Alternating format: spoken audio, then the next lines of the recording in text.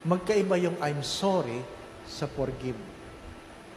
Yung iba, feeling nila pag sila'y nag-sorry, pinapatawad na kagad sila. Hindi. Ang problema ay hindi ang magpatawad. Anong problema? Yung magtiwala uli ako sa iyo. Bakit? When we talk about forgiveness, two things comes with it. Trust and respect. Those two words are something we cannot demand from people. Pagkatiwalaan mo ako, no. Trust is something to be earned. Respect is something to be earned. Hindi mo pwedeng igalang mo ako. Hindi.